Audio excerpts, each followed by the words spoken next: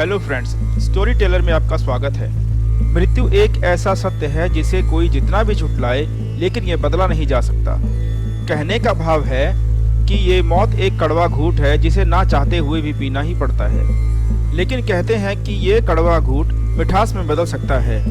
जी हाँ, हम जानते हैं कि ये जानने के बाद आपके दिमाग में ये सवाल जरूर आया होगा, आखिर ऐसे कैसे हो सकता है।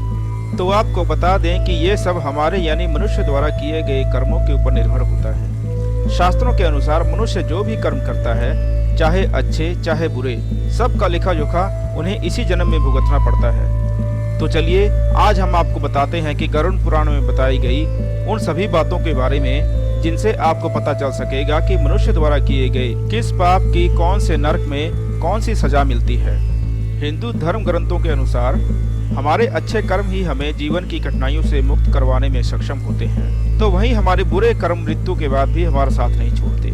गरुड़ पुराण मृत्यु के बाद पढ़ा जाने वाला यह पुराण मनुष्य के कर्मों का हिसाब का ही संकलन है।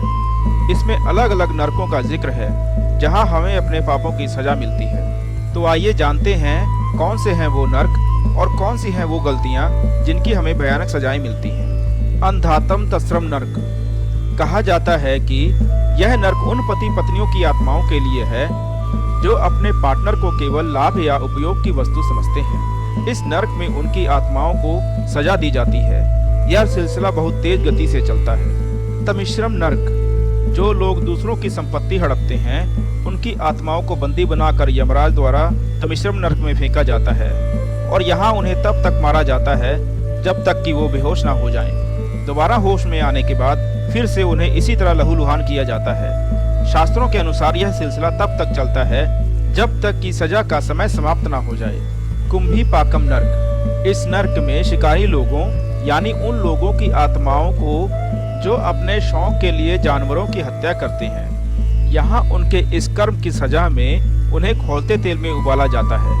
असिता पात्रम नरक जो लोग अपने कर्तव्यों से मुंह मोड़ते हैं, जिम्मेदारियों से भागते हैं, इस नरक में उन लोगों की आत्माओं को फेंका जाता है। यहाँ लाकर उन्हें तब तक चाकुओं से छलनी किया जाता है जब तक कि वे बेहोश नहीं हो जाते। कलासूत्रम नरक कलासूत्रम नरक में उन आत्माओं को लाया जाता है जिन्होंने अपने जीवन में कभी बड़ों का आदर सम्मान नहीं किया होता। इस नरक में बुरे कर्मों की सजा देने के लिए अधिक गर्मी में तब तक रखा जाता है जब तक उनकी सजा की सीमा समाप्त नहीं हो जाती। सुकर मुखम नरक इस नरक में उन लोगों की आत्माओं को रखा जाता है जो दूसरों को अपने हाथ की कठपुतली समझकर नचाते हैं, यानी अपनी मन मुताबिक हर काम करवाते हैं और उनके साथ निर्दयता से बर्ताव करते हैं। वैतरणी नरक गरुड़ पुराण के अनुसार आत्मा के शरीर छोड़ने के बाद गंतव्य स्थान तक जाने के लिए वैतरणी नामक नदी को पार करके जाना होता है। यह नदी मानव मल मूत्र, मरे हुए कीड़ों, हड्डियों, रक्त और मांस से भरा होता है।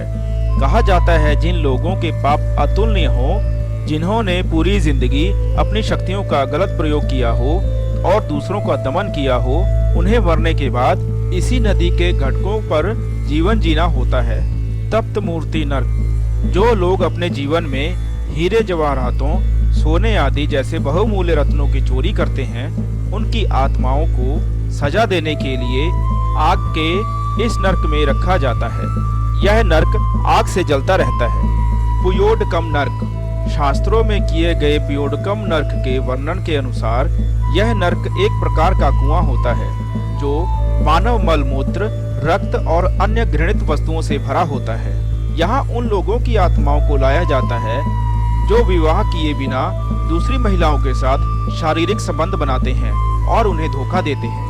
अविसी नरक अविसी नरक उन लोगों के लिए होता है जो झूठी गवाही देते हैं और अपने फायदे के लिए दूसरों को फंसाते हैं। यहाँ उन्हें बहुत ऊंचाई से नीचे फेंका जाता है। लला भक्षम नरक जो पुरुष अपनी पत्नी को अपना वीर्य पीने के लिए मजबूर करते हैं, उनके लिए लला भक्षम नरक बनाया गया है।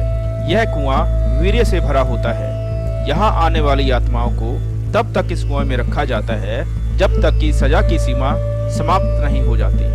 रौरवम नरक जो लोग ताउम्र दूसरों के संसाधनों पर राज करते हैं, उन लोगों की आत्माओं को इस नरक में लाया जाता है। यहाँ उन्हें सांपों द्वारा कटवाया जाता है। तो दोस्तों, हमें अपने जीवन में प्रभु भक्ति को अपनाना चाहिए ताकि हमारा जीवन सरल हो जाए। तो दोस्तों, अगर आपको ये जानकारी अच्छी लगी है तो प्लीज़ इस वीडियो को लाइक करें और ज़्यादा से ज़्यादा शेयर करें और साथ ही इस चैनल को सब्सक्राइब करें ताकि आगे भी आपको आध्यात्मिक और पौराणिक जानकारियाँ मिलती रहें।